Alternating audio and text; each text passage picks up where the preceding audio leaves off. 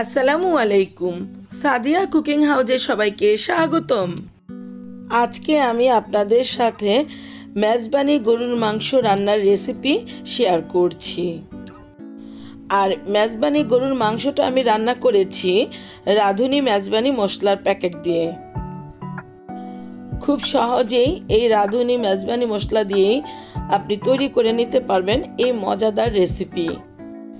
রুটি, পরোটা বা পোলাওর সাথে এটি খেতে দারুণ লাগে। চলুন তাহলে রেসিপিটি তৈরি করি। এখানে 2 কেজি গরুর মাংস নেওয়া হয়েছে। তো এই মাংসটার মধ্যে গরুর কলিজা, চর্বি, হাড়, মাংস সব সহই নিয়ে নিয়েছি। এই মাংসটাকে খুব সুন্দরভাবে ধুয়ে নিয়েছি। মাংসের কাটটাকে আপনারা আপনাদের ইচ্ছে অনুযায়ী করে নিতে পারেন। তো এখানে দিয়ে দিলাম প্রায় আধা কাপ পরিমাণ টক দই। টক দইটাকে খুব ভালোভাবে মাংসের সাথে মিশিয়ে নিলাম। এখানে দিয়ে দিলাম 2টা দারচিনি, 4টা এলাচ, প্রায় 8-10টি গোলমরিচ। আমি এখানে যে রাঁধুনি মেজবানি গরুর মাংসের মশলা রেডি মিক্সটা নিয়ে নিয়েছি। এই প্যাকেটটার মধ্যে 2টা প্যাকেট থাকে, এই যে একটা সবুজ আর একটা লাল। এই প্যাকেটের মধ্যে যে মশলা আছে তাতে 2 কেজি মাংস রান্না করা যাবে। আমিও 2 কেজি মাংস নিয়েছি, তাই এখানকার পুরো মশলাটাই দিয়ে দিলাম। এখন দিয়ে দিচ্ছি 1 চা চামচ পরিমাণ আদা বাটা, 1 চা চামচ পরিমাণ রসুন বাটা। আরও অ্যাড করে দিলাম 2টা তেজপাতা।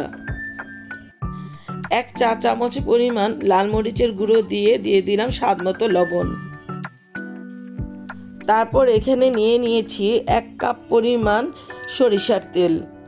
এই যে এরকমভাবে নিয়ে নিলাম, এই পুরোটাই এখন এখানে দিয়ে দিচ্ছি।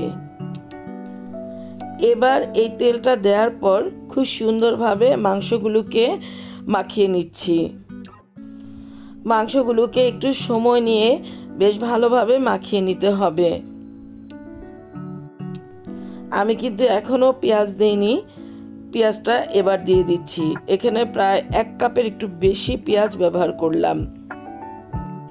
পেঁয়াজটা দেওয়ার পর এগুলোকে খুব ভালোভাবে আবার মাংসের সাথে মিশিয়ে নিচ্ছি।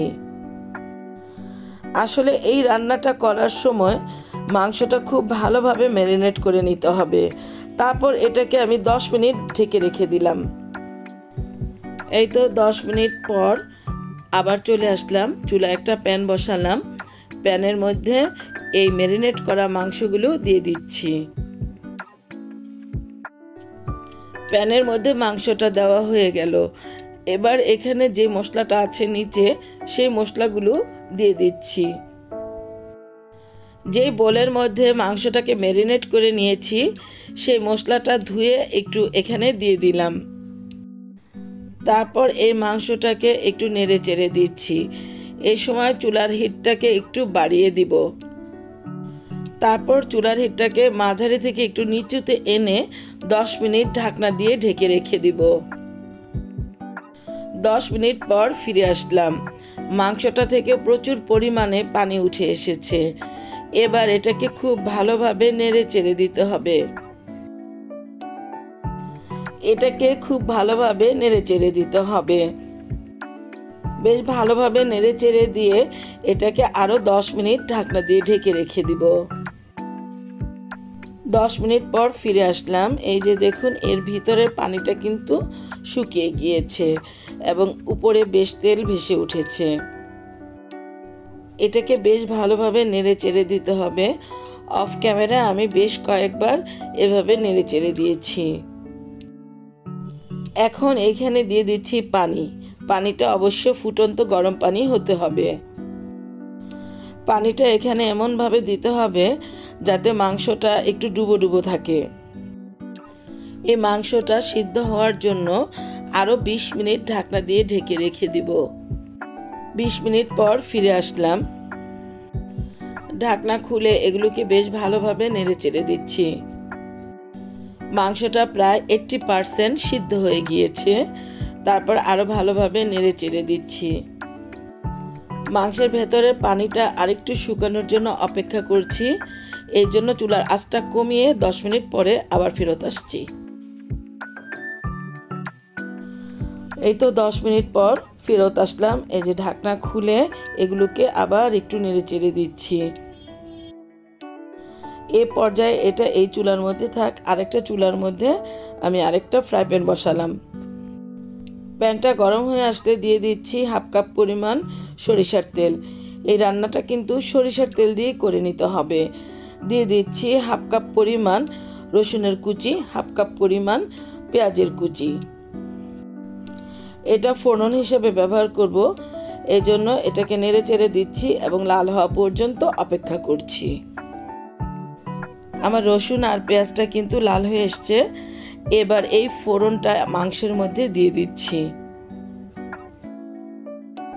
এই ফোড়ন দেওয়ার কারণে খুব সুন্দর একটা স্মেল চলে আসবে। তো ফোড়নটা দেওয়ার পর এগুলোকে খুব ভালোভাবে মিশিয়ে দিচ্ছি। এবার এখানে দিয়ে দিচ্ছি বেশ কয়েকটি কাঁচামরিচ। এখন যে লাল প্যাকেটটা ছিল সেই প্যাকেটটা কেটে নিয়ে এর মধ্যে যে মশলাটা আছে সেটা এই গরুর মাংসের মধ্যে দিয়ে দিচ্ছি। এর ফ্লেভারটা ছড়ানোর জন্য 5 মিনিট ঢাকনা দিয়ে ঢেকে রেখে দিব।